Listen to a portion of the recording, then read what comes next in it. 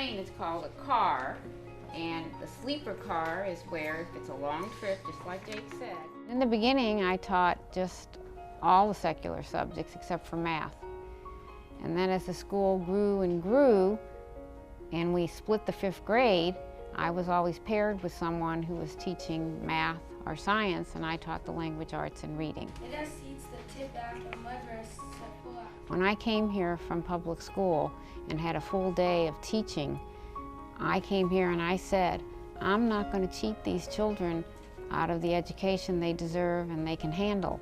So I'm going to give them everything that I did in a whole day in a half a day. My philosophy is to expand their minds, to open up their ideas to new and very enriching activities, to make them think.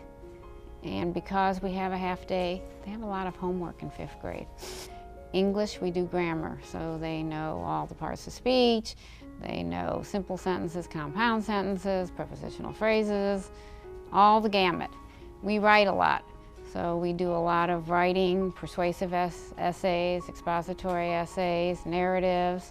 They do 6 book reports a year with all the different kinds of genre of reading, and we spend a lot of time on poetry. I remember the one night I went to the wild animal park and stayed up all night with the parents. I remember that. That's a great 5th grade trip. Well, I hope the school grows and grows. I want it to triple in size. I want everybody to come here and see the magic that goes on in the classrooms. And I hope it builds a gym. Should you put your what? I print my language arts for the new school. Well, I'm going to miss the children. The interaction with 10-year-olds and 11-year-olds is fascinating. It's a wonderful age. They are sweet, inquisitive, they're independent.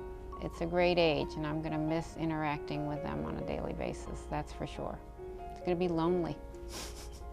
Who I feel really bad for is really those future 5th graders who are going to be coming into this class, because they're really missing out on one of the greatest teachers in the entire world. She was strict, but I think her strictness prepared me for the future. She really cared about each one of us, and you could tell that, like, when you hand in your homework and when you did things for her, you could see that she really cared for you and was really, really happy when you did good things in her class. I'm done. What am I going to do? I don't know. You have to know when it's time, and I know it's time. Of course it's sad because we don't want to lose such a great teacher, but at the same time, you know, we just want to celebrate like all her wonderful years here, and it was just really great having her, and hopefully she'll continue to teach people in her own way. I want to thank everybody for the opportunity that I have had over the last 25 years. I've met wonderful teachers, great educators, wonderful administrators, partners, parents, fabulous kids. It's been an experience, but my life is going to go on. I don't know what I'm going to do, but it is going to go on. Thank you, Mrs. Weiner. We'll miss you very much.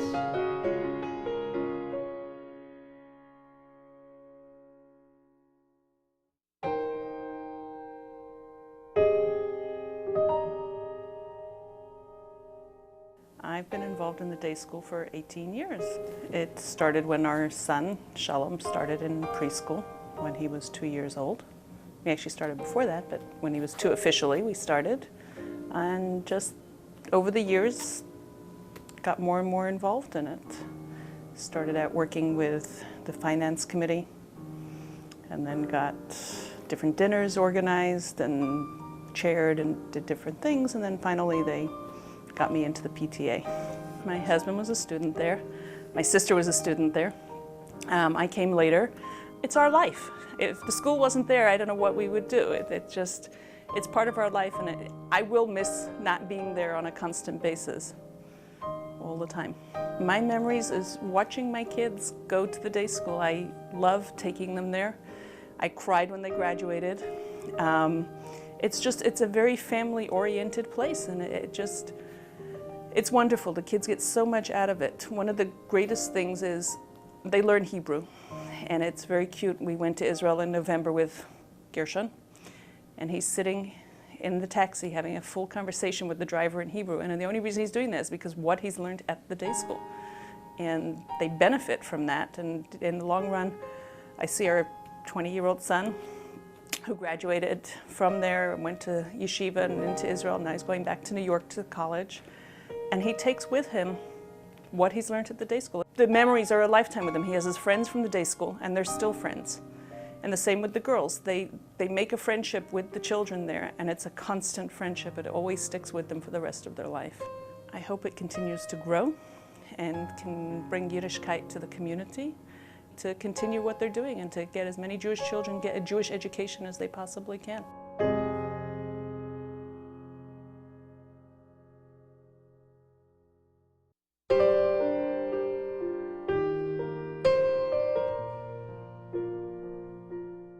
The Gruss Life Monument Funds was started 20 years ago by Joseph Gruss, Olav Shalom, in order to support Jewish education activities in the greater New York area.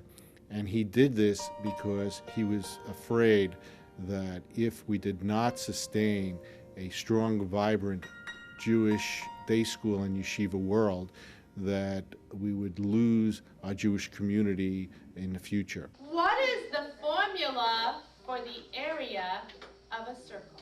Approximately 3 years ago, Rabbi Weiser, the head of school at Swell, came to my office and said to me, look, I know of your programs. Many of my colleagues in the New York area have your programs, and my school would gain significantly if we had your programs. 1,000, so plus 0? Like each one's plus 0?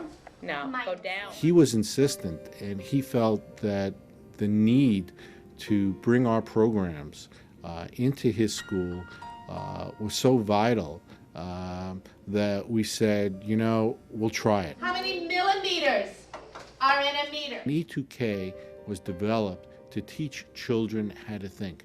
There aren't any homework assignments.